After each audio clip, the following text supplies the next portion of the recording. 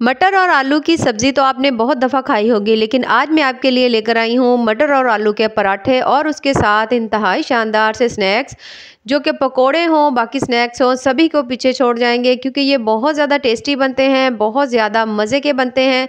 तो चलें जी, अपने मज़ेदार इन पराठे और स्नैक्स को बनाना स्टार्ट करते हैं। बिस्मिल्लाहिर्रहमानिर्रहीम। अस्सलाम वालेकुम। उम्मीद है आप सब ठीक होंगे। आलू हमने ले लिए हैं यहाँ पर 2 मीडियम साइज़ के, उन्हें हमने अच्छी तरह से छील लिया है। छीलकर उन्हें हमने काट लिया है, थोड़ा बारीक भी काट सकते हैं। उसके बाद जूसर वाला जो जग होता है उसके अंदर डाल देंगे 2 मीडियम साइज़ के, हमने इसमें डाल देने हैं टमाटर और उसके साथ हमने डालनी है इसमें 4 से 5 सब्ज़ मिर्चें। उसके साथ ही हम इसके अंदर डाल देंगे 1 कप टमाटर या तकरीबन आप 1 पाव टमाटर समझ लें, ये मैंने डाले हैं। इसके अंदर डालने के बाद अब हमने इसमें डालना है पानी। पानी जो है वो हमने इसमें 1 कप डालना है। डालने के बाद इसको हमने ग्राइंड करना है और इसका हमने पेस्ट बना लेना है। कोशिश करें कि मटर को बहुत ज़्यादा ग्राइंड मत करिएगा, थोड़ा थोड़ा दरदरा होंगे तो बहुत ज़्यादा मज़े के बनेंगे। यहाँ पर मैंने तमाम चीज़ों को अच्छी तरह से मिक्स कर लिया है, उनको ग्राइंड करके यहाँ पर आप देख सकते हैं कि मैंने एक बोल में डाल लिया है। अगर 1 कप पानी से आपके मटर और तमाम चीज़ें ग्राइंड नहीं हो तो आप इसके अंदर थोड़ा सा और भी पानी डाल सकते हैं। अब यहाँ पर अलग से मैंने एक बोल ले लिया है, उसके अंदर ये आधा बैटर इसके अंदर मैं ट्रांसफ़र कर दूंगी और आधा मैं दूसरे वाले बोल में रहने दूंगी, क्योंकि आज हम इससे एक ही चीज़ से 2 मुख्तलिफ रेसिपीज़ बनाएंगे तो बड़ा ही मज़ा आने वाला है। तो यहाँ पर हमने जो आधा है मिक्सचर जो है वो हमने आधा निकाल लिया है और अब हमने इसके अंदर डालने हैं स्पाइसेस। तो सबसे पहले मैं इसमें डाल रही हूँ आधा चम्मच हल्दी, आधा चम्मच नमक, 1 चम्मच इसके अंदर हमने डाल दी है लाल मिर्च। अच्छा, यहाँ पर आप नमक वगैरह बाद में चेक भी कर सकते हैं, अगर आपको कम लगे तो आप ज़्यादा भी डाल लें। 1 चम्मच हमने दरदरा किया हुआ इसके अंदर सूखा धनिया डाल दिया है, 1 चम्मच आमचूर पाउडर डाल दिया है। इससे आपके जो स्नैक्स हैं ना वो बड़े ही मज़े के बनेंगे। और उसके साथ 1 चम्मच गरम मसाला डाल देंगे और इसके साथ ही मैं इसके अंदर डाल रही हूँ तकरीबन 1 कप बेसन। यहाँ पर हमने बेसन तकरीबन, मेरे पास बड़े वाला चम्मच तो ये मैंने 2 अदद इसके अंदर डाल दिए हैं। अगर आपके पास ना हो तो आप 1 कप मेजर करके, जो आम घर में चाय पीने वाला कप होता है वो आप इसके अंदर डाल लें। डालने के बाद अब हमने इन तमाम चीज़ों को अच्छी तरह से मिक्स कर लेना है। यहाँ पर आपने बैटर जो है इतना ना तो पतला रखना है, ना ही आपने बहुत ज़्यादा थिक रखना है। बस जिस तरह से हम पकोड़ों का बैटर बनाते हैं सेम उसी तरह से हो।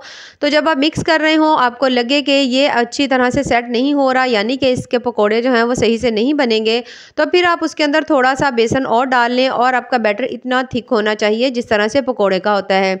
अच्छी तरह से तमाम चीज़ों को मिक्स करने के बाद अब मैं इसके अंदर डाल रही हूँ थोड़ा सा सब्ज़ धनिया और इसको दोबारा से हमने अच्छी तरह से मिक्स कर लेना है।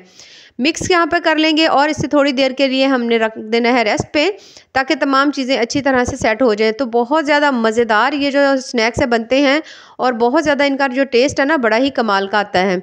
यहाँ पर ऑयल हमने गरम कर लिया है और उसके अंदर हमने 1 बाय 1 करके पकोड़े जो हैं वो अपने डालते जाने हैं, आप देख सकते हैं। और मीडियम सा हाई हो और फ्लेम बहुत ज़्यादा आपने हाई नहीं करनी, क्योंकि यहाँ पर इसके अंदर मटर जो हैं वो भी हमने बस दरदरे किए हैं, बहुत ज़्यादा उनको हमने ग्राइंड नहीं किया, क्योंकि अगर बहुत ज़्यादा ग्राइंड कर देते तो मटर का जो टेस्ट था वो फिर आपको फील नहीं होना था। दरमियानी सी आंच पर पकते हुए इनको हमने 3 से 4 मिनट हो गए हैं। यहाँ पर इनकी साइड जो है हमने चेंज कर लेनी है और इस साइड को भी हमने कम से कम भी 3 से 4 मिनट देने हैं मीडियम सी आंच के ऊपर। ये जो पकोड़े हैं बहुत ज़्यादा टेस्टी बनते हैं। जब आप इसकी बाइट लेंगे तो आप यकीन करें, साथ ही टमाटर का जो टेस्ट है वो बहुत ज़्यादा कमाल का आता है और ये बहुत ज़्यादा मज़ेदार और हेल्दी से स्नैक्स है, तो थोड़े डिफरेंट हैं, तो ज़रूर आपको मज़ा आएगा इनको जब आप बनाकर खाएँगे। जैसे ये पक जाएंगे इनको हमने निकाल लेना है और निकाल कर हमने साइड में रख लेना है। सेम इसी मेथड से हमने बाकी अपने तमाम जो स्नैक्स हैं उनको भी फ्राई कर लेना है। यहाँ पर हमने जो आधा मिक्सचर बचा कर रखा हुआ था अलग से बोल में, ये देख सकते हैं आप, इसके अंदर मैं डाल रही हूँ 1 कप जो होता है चावलों का आटा। आप इसकी इस जगह चावलों का आटा नहीं है तो फिर आप इसके अंदर मैदा भी डाल सकते हैं। आप आम घर में जो हम आटा यूज़ करते हैं वो भी डाल सकते हैं। तो चावल का आटा जो है वो थोड़ा सा मज़े का भी लगता है। आजकल जिस तरह सीज़न है थोड़ा सर्दियों का, तो थोड़ा अलग और इस तरह की चीज़ें खाएँ तो बड़ा ही मज़ा आता है। नमक डाल दिया है मैंने टेस्ट के हिसाब से, थोड़ी सी लाल मिर्च डाली है, उसके साथ कसूरी मेथी है और हमने डाल दिया इसमें सब्ज़ धनिया और दोबारा से इसको अच्छी तरह से हमने कर लेना है मिक्स। इस तरह से जो पराठे हैं ना वो बहुत ज़्यादा मज़े के बनते हैं, बहुत ज़्यादा टेस्टी बनते हैं। अगर आपका दिल करे तो आप इसके पतले पतले भी पराठे बना सकते हैं, अगर आपका दिल करे तो मोटे भी बना सकते हैं। यहाँ पर तमाम चीज़ों को हमने कर लिया है अच्छी तरह से मिक्स करने के बाद हमने इसको रख देना है।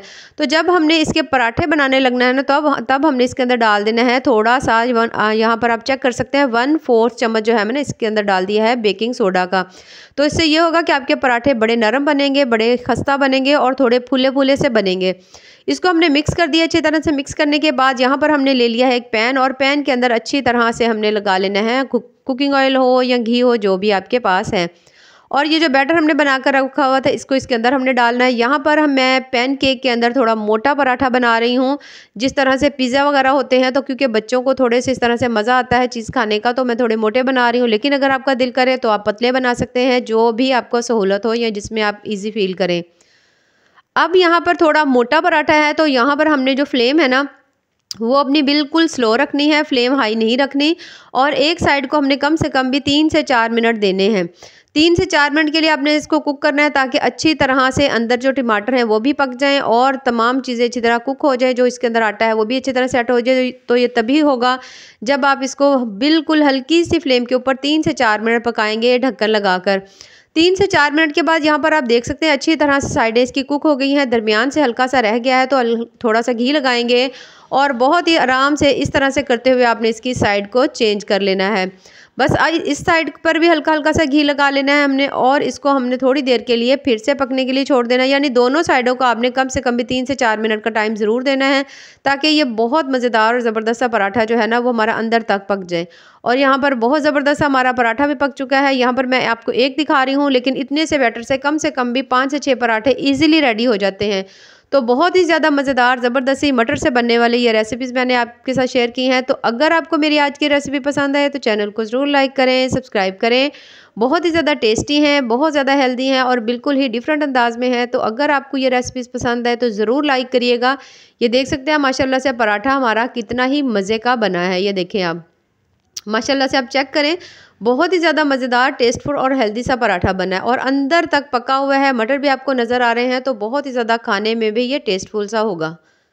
बाकी दुआओं में याद रखिए। अल्लाह हाफिज़।